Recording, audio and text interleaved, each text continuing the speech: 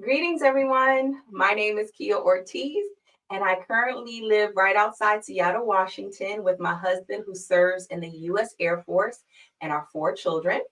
You will find me these days homeschooling them or supporting him in his efforts to provide spiritual support to airmen and their families. Or you will find me on most social media platforms advocating for mothers' mental, physical, and spiritual well being. I also attend Liberty University, finishing my degree in psychology. I should graduate in 2025 with my bachelor's, and then I will continue on to get my master's in applied psychology. It is my hope that by taking public speaking, that I will find the tools that I need to convey the messages that God has given me in a more effective way, especially in this digital world. And so, a life changing event that has taught me a valuable lesson is always have the person that you are giving instructions to or making plans with repeat back to you what you said and agreed to. Okay, so imagine with me, you're going on a trip in another country where you don't speak the language, you don't have a local cell phone, but you know a family that lives there. So you decided to go. So we went, this was the case with me and my friends. We wanted to go to Italy, we wanted to go to Venice, and I knew a family that lived there. Well, my husband at the time knew a family that lived there. And so we went and we left all our things at their house. And the next day, they took us to Venice, which was a 2-hour drive. So we left all our things there and was just so excited to get to Venice. So we arrived early afternoon time frame and we split up into 2 groups.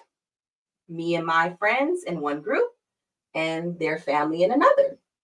And because we didn't have cell phones, they gave us walkie-talkies and they assured us that they had long range and a 24-hour battery life. And so we agreed that at 9 p.m., we will meet at the parking garage because that's when it closed, and that no one will be left behind. Okay? So we go throughout our day. We're exploring, shopping, enjoying the infamous gondolas, and it gets nighttime. Well, we're lost in Venice because of the maze. And so we retrace our steps, finally get back to the garage. By that time, it was like 9:05, and the parking garage was completely empty. So instead of panicking, we're thinking, oh, our walkie-talkie should be closer in range with the family, so let's try to give them a call. But there was no answer. And so we keep going around the area trying to figure out any possible place they could be. And it got to about 10:30, and all the shops and everything had closed. Well, by the grace of God, someone had spare change and allowed us to get the money and use a payphone. But the catch was we only had their home phone number, which meant if they didn't pick up, we had nowhere else to look for them. But if they did pick up, that meant that they were 2 hours away. So we called and someone picked up. They tried to explain to us that they couldn't find us, and so they left to go home. Now remember, nobody was supposed to be left behind. So now here we are, 15 years later, and I am marked and perplexed how you could take someone to another country, assure them that you will not leave them, and still leave them.